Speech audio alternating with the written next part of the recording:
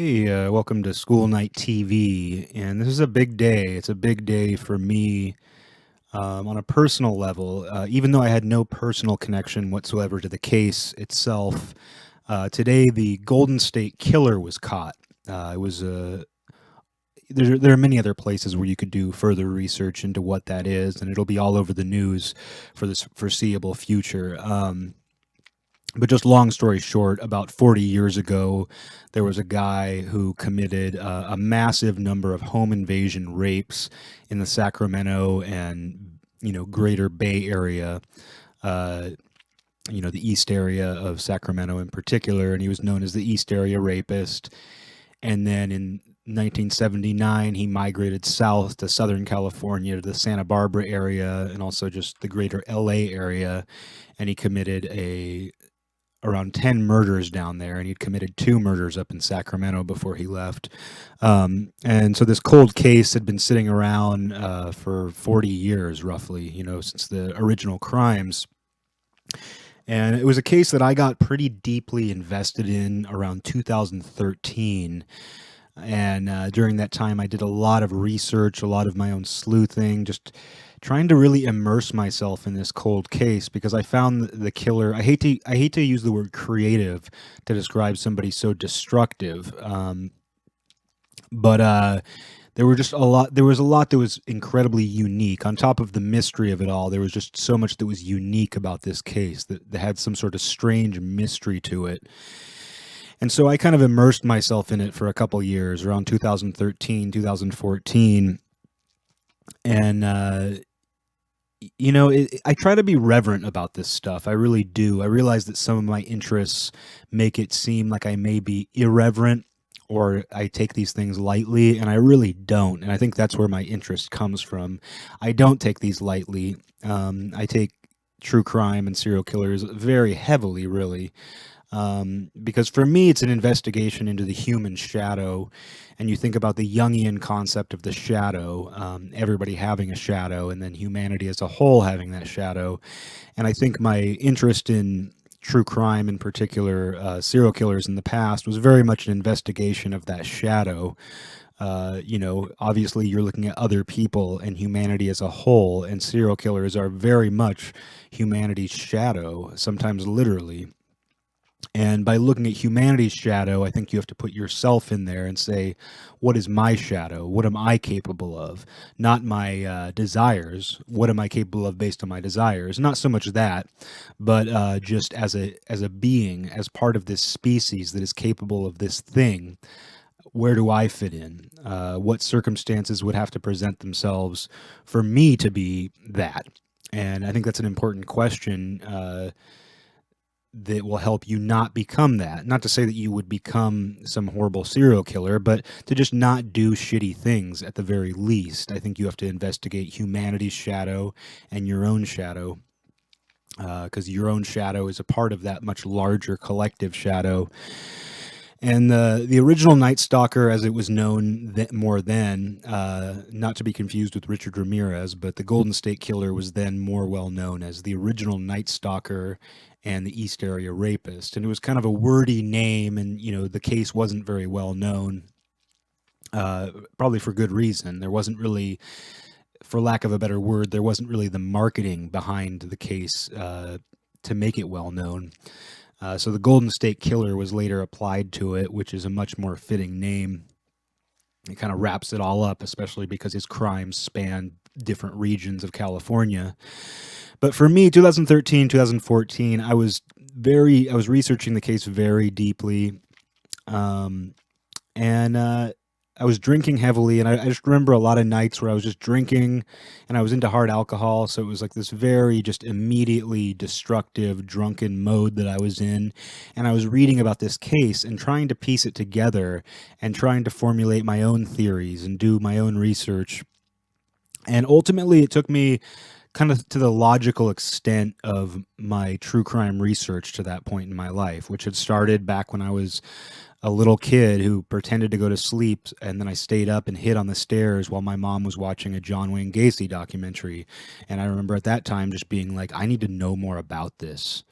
I need to know more about these real life, quote unquote, monsters. And I think Like I mentioned, as part of investigating the shadow, uh, I think we have to recognize that we can call them monsters, because like they what they do is monstrous, but we have to recognize these people as humans ultimately, and realize that humans are capable of this. And although I wasn't able to really formulate these thoughts at the time when I was this little kid, and I would say I was quite young, I would say 6 or 7, secretly watching this documentary on John Wayne Gacy, I remember just thinking, like, human beings do this. I was watching this documentary and it had recreations, nothing that graphic, but it had just some basic recreations. And I was like, that's a human. Obviously, I wasn't thinking that clearly at the time, but my impression was like, that's a human being on the screen. And this is a human doing these things. And I knew they were talking about real people. So that's really what the initial, I'd say that sparked a lifelong study of that subject matter. I haven't studied this, I worked it a little bit into college. I studied sociology, so naturally I worked this in a little bit, but I wouldn't say I'm some professional student or of this subject matter. I've just, on my own, I've done a lot of research into the subject.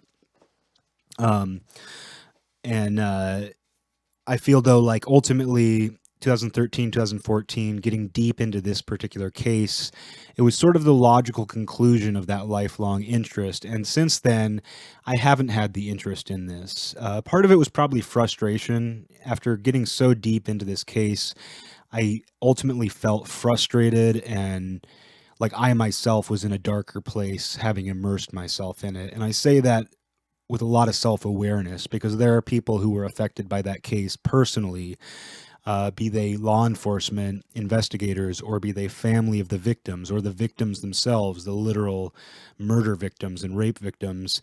And they can't turn around and say like, oh, this case got a little too dark for me, so I had to leave. It's something that's imprinted on them forever, and they didn't have a choice, because this guy, and we can now say that he's a guy because he was arrested today. We always knew he was a guy, but I mean, he's no longer a shadow. He's no longer this. We have a photo of an old man staring into a camera like a wild animal, and we know that that guy did this, and that guy forced those people to forever be in that dark place that I'm talking about. And I didn't go to the same dark place. I willingly was interested in this subject, and I wanted to learn about it and see what I could do to analyze it and that kind of thing. But that said, it did take me to kind of a dark place.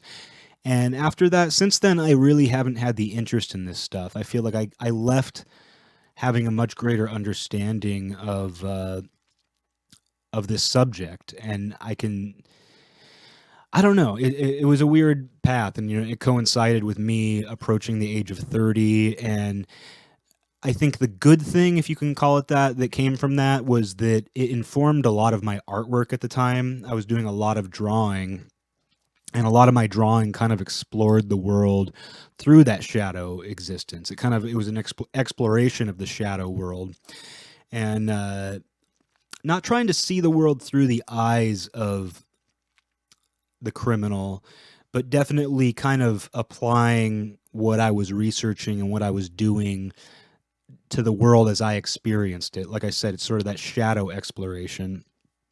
And one of my all-time favorite drawings was done toward the end of that period, and the drawing was called Burglary, and it was a very literally dark, drawing, and it had these creepy kind of empty eyes up at the top peering out into kind of an abstract drawing, but it had some concrete things mixed in. Like there was a window, kind of a sloppily drawn window, and this drawing is very detailed and very well filled in with dark ink. But you had these eyes, and then this window, and then some sort of abstract shapes and things like that, and some sort of like foliage, and then this big drawing of a screwdriver. And the drawing was called Burglary, but it wasn't just about burglary. And I didn't really think this through. I don't really think my artwork through this thoroughly. I don't think like this is symbolic of this or this is that. But it was very much informed by the fact that a lot of these serial killers, because serial killing is really considered kind of like the pinnacle of one man's criminal behavior. You know, you have genocidal dictators, but that's more of it requires a whole societal force to get to that point. But for the individual, the serial killer is kind of the logical conclusion of criminal behavior. You know, rape is horrible, and most serial killers are rapists, but they're also burglars. And I think calling it burglary was sort of informed by the Golden State Killer because he first and foremost was a burglar. And the thing that I've always feared as a kid more than anything is burglary, because a burglary is an open-ended question. If someone breaks into your home, they're not necessarily just doing it to rifle through your stuff and steal your TV. You have no idea what they want. That's what's so terrifying about it. Is a burglary is a very open-ended question, and the original Night Stalker, Golden State Killer, he was first and foremost a burglar, not just in his trajectory of you know, most serial killers start out peeping toms. There's a clear pattern. Let's call it it's a I don't want to call it a stairway because that implies that they are going upward. Because it's definitely a downward climb, but they often start out with things like being a peeping Tom, then burglarizing, then raping, and then ultimately killing. And then killing is not just an evolution or a de-evolution of that behavior. It usually is comprised, the final act of becoming a serial killer and the individual acts of murder are generally comprised of the preceding acts. So when someone does kill someone, let's look at the East Area, I'll call him the Golden State Killer, since that's going to be the name he's known as. You look at him, and when he murdered somebody, he also raped them. He also broke into their home. He also prowled around their house. So he was a burglar, he was a rapist, he was a serial killer. And we have a tendency to think of the act of serial killing as like this, as the one thing he did, but it was a comprehensive series of acts that both led up to that, to him becoming that, and also in the moment. I hope I'm explaining that the right way. And I got kind of focused on the burglary aspect, and a lot of my artwork during that period kind of focused on this sort of voyeuristic, peeping Tom burglary sort of avenue. And that drawing, you know, because I've never been one to like want to draw. I don't like drawing gore. I'm a very squeamish person, and just the idea of drawing gore has very little appeal to me, even on just an artistic level. Despite being into metal that explores those things, and that's kind of what I mean. I feel like a lot of my interests would make it seem like I treat this stuff with a level of irreverence, and the fact that I do explore the psychological themes through my art, or I have at least, makes it seem like I'm somewhat irreverent. But I feel like I treat this stuff in my mind with a great deal of reverence. It's just that I'm comfortable exploring it, if that makes any sense. So I did that burglary drawing, and that to me was kind of the culmination of that period where I was very kind of intensely obsessed with this case. And there were some other sketches and smaller drawings that explored these themes, and some of them, I admit, are quite dark. If you didn't know better, if you didn't know me, or even if you did know me, it might seem like I was somehow exploring my own perversions, which I wasn't. You know, I really wasn't. I see art as a chance to sort of see the world through another person's eyes, as lame and pretentious as that sounds. And that's sort of what I was doing with that. But one of the drawings that I did during this time was of the Golden State Killer's last victim, Janelle Cruz.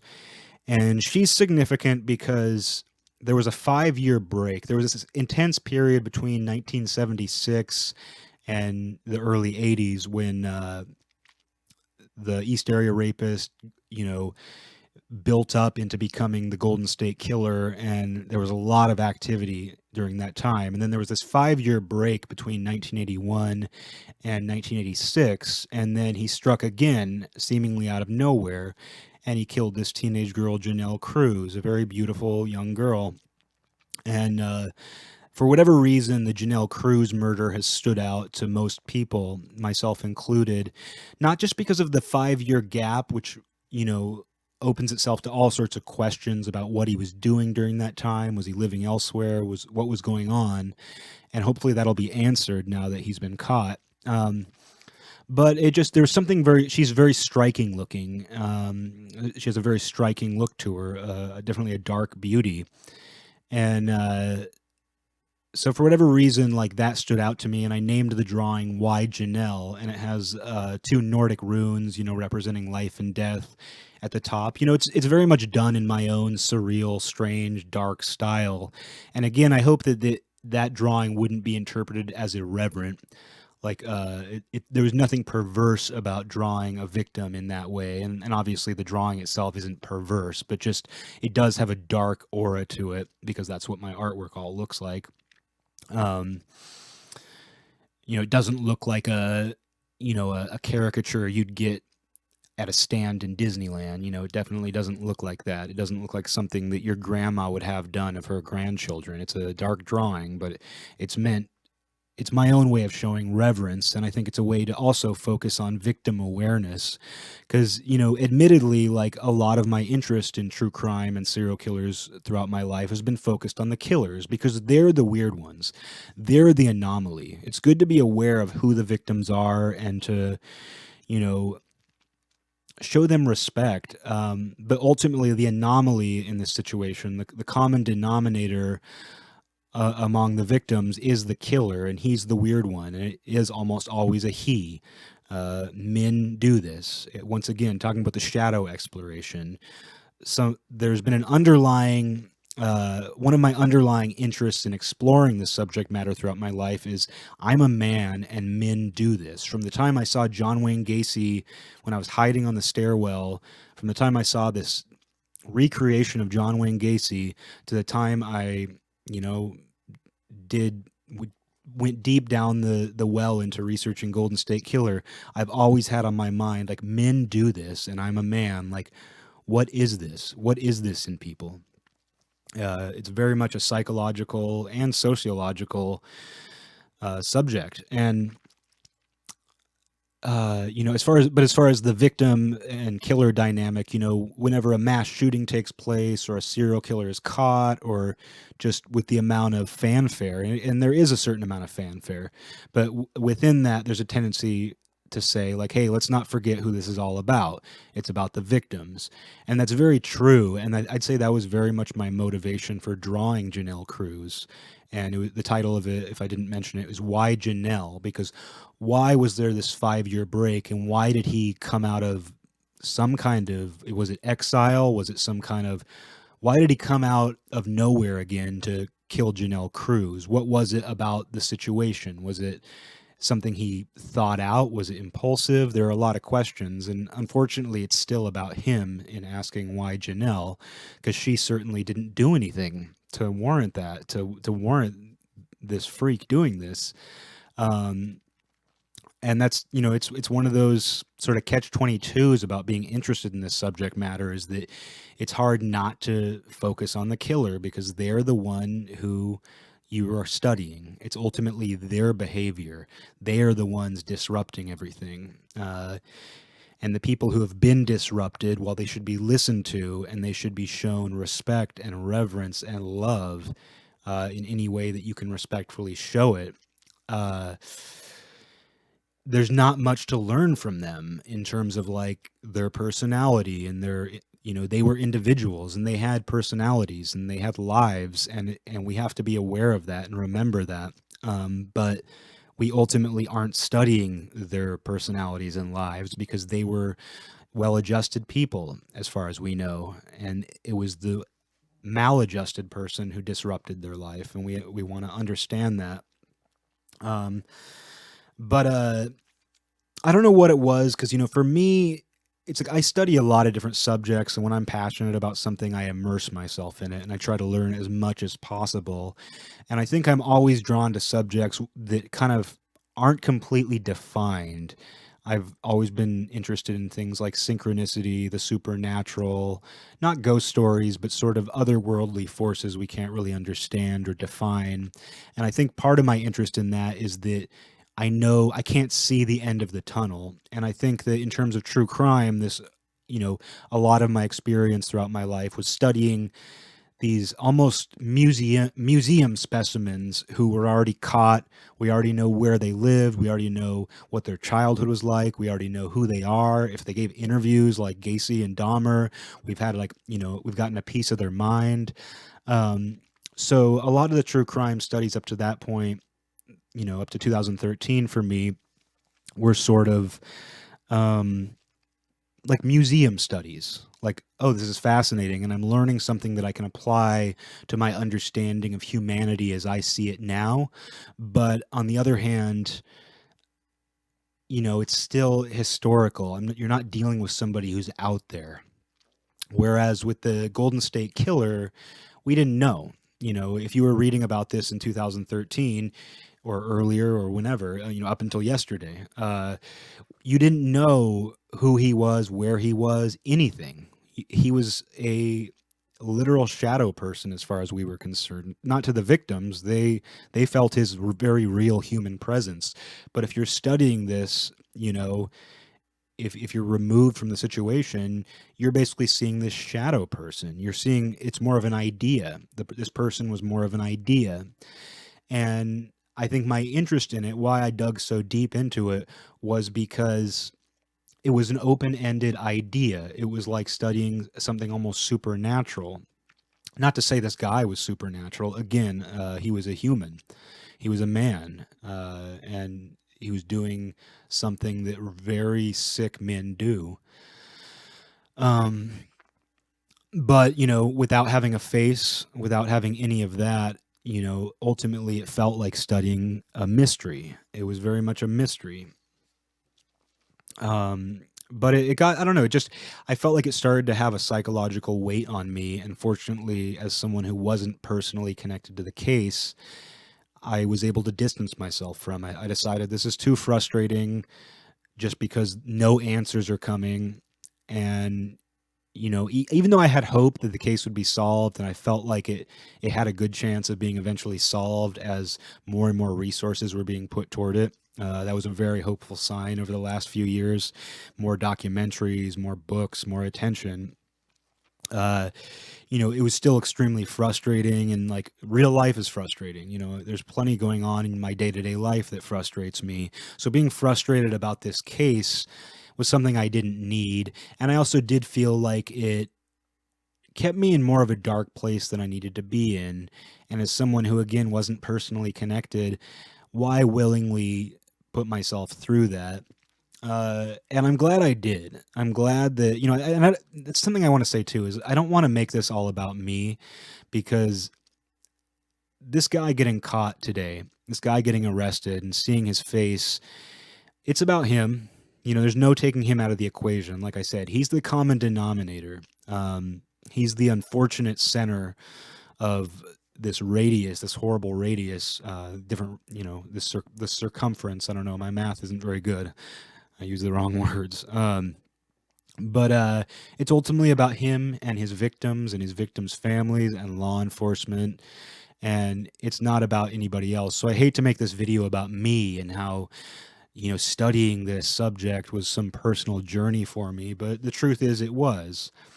And it is reflected in my art from the period. And looking back at that art, even just sketches I did during that time period that I was reading about this case all the time, it's very dark to me. I don't necessarily like it. You think about artists doing this like self-hating thing where they look back at their art and they're like, they can't bear to look at it for some emotional reason. It's not really that, but I just look back at that and I think like I was in a much more negative headspace then. My lifestyle was much worse. I wasn't happy with the way I was interacting with people. There was a lot in my life that I wasn't happy with. There was a lot of good in my life, but there was also a lot in my life that I wasn't happy with. And I was also surrounding myself with information that brought me down, stuff that, was far outside of my control. Because I think one thing that's interesting about this case is it really brought out a lot of amateur investigators, people who got deeply personally invested in this case far more than I did. Like, I definitely feel like I went down a certain rabbit hole where I would, have at least several nights a week where I was just like going over maps. I mean, think about that. Going over maps of Sacramento, where I've only been in passing, and like trying to figure out, how this street relates to that street, and really like acting like a little junior investigator. But there were a lot of people who went far deeper than that, who it was basically a 24/7 obsession, and they either got close to the case itself or thought they did. These things bring out a lot of people with delusions, and just reading the discussion groups online, there was a lot of that. Some people with very severe delusions. It kind of brings out the conspiracy theories. It brings out people's own grandiose illusions about themselves, where they think they've solved the case because they found some guy who lived in some place that this person also may have lived in. It just brings out a lot of issues with people in that way. And no matter how dark my shadow exploration was, and my interest, and how much I felt like this case kind of gripped me a little bit, I'm fortunate that I don't think it hit me that bad. It was just sort of like, there was a lot of self-awareness to it, is what I will say. And I am proud of the art I did, I guess, in conclusion. But there were a lot of people who are amateur investigators, and this is an opportunity to be somebody. They can play a role and feel like they're helping. It's almost like a dog, and I'm not dragging anybody down who actually did contribute or try to contribute to this case as an amateur, as a civilian. But there is definitely a certain type of person who's almost like when you're like doing construction, or you're like moving things outside your house, and someone's dog is with you, and someone jokingly says to the dog, like, "Oh, you're helping," and they pat it on the head. Like, the dog wants to feel like it's a part of things, even though the dog is just getting in your way. And there are a lot of amateur investigators that are very much that dog. And at best, law enforcement is kind of like, yeah, you're helping, like pat them on the head. I hope it's not a bee. I got to be careful. I have a severe allergy. That'd be a good time to end this, actually. I hope that's not a bee. Speaking of dangerous things. Yeah, I got to end this, because if there's a bee in my house, I have to actually worry about my life. No joke. I had a severe reaction a couple years ago. But yeah, I don't know. It was just, if you want to check out the artwork I'm talking about, it's up on my Society 6 print page, and I'm not doing a plug. But society6.com/Stonefelt, STONEFELT. You'll find it on there, as well as the burglary drawing, maybe some other things from that time period. You go to ericstonefelt.com, although I need to redo my website because it's very much a cluttered mess, and it represents my headspace at the time, which was very cluttered. I also have an artwork Instagram, which I believe has both those drawings I referenced, if you just want to take a quick look at them. And that's at stonefelt.artwork. And again, I'm not trying to make this a plug about my artwork, because if you're watching one of my YouTube videos, if you're one of the few, there's a strong chance you already know about my artwork. And my art does play a central theme in these videos, just discussing the creative process. But yeah, these are just some thoughts I had, because I did follow the Golden State Killer case very closely, and I've got to follow this bee closely. But possible bee, I don't know yet if it's a bee. It could be a fly. But and it was just shocking news. I mean, people know that I was interested in this case. I didn't necessarily talk about it as much as I could have to everybody, but people know about the drawing. Some people I know about that drawing. A friend of mine has it up in his house. He has a print of it up in his house, one of my best friends. And he sent me a message today saying, like, he always looks at that, and he thinks, like, he wonders. A couple other friends, even my mom sent me a message. She was the one who actually broke the news, because she watches the news a ton. So she actually sent me the message that told me that the case had been solved, that they'd arrested a guy. One of my best friends, she sent me a message today too about it. People know that it's been an interest of mine, and I hate to make it about me. It's about much larger forces, and this case was unfortunately just one small microcosm of human darkness, but it shows you what one person can do. It shows you the amount of impact, direct, indirect, and otherwise, that one man can do. And if you're interested in true crime and you take nothing more out of that study, and it should be a study, it should never be entertainment. You should never consider true crime, particularly serial killers, as a form of entertainment. Even if the shows or the books entertain you, it is not entertainment. It is a form of study, and you should be actively learning throughout the entire process. Um, but if you take nothing more from that study of true crime, then this is what one individual's darkness can do. Um, that is a big thing to take from it. That is a big, you're taking more from it than I think a lot of people do. And I recommend you keep that in mind whenever you hear about this stuff and explore it through your art like I have. Not to say I don't feel like I've done anything dirty or bad, but I'd say my art, uh, it's explored this in a way that's not necessarily comfortable to me, in a very detached kind of psychological way, but still uncomfortable. And explore it. Do what you have to do with this subject matter because it's real. The Golden State Killer is real. If you watched the press conference today, you probably saw his face, and if you were like me, it was probably kind of anticlimactic, because you probably this person seemed almost supernatural in so many ways, this mysterious shadow of a creature. And then you see this old man, who, with his wild animal eyes, and that's who did this. That's who it was. That's what all this came from that one man.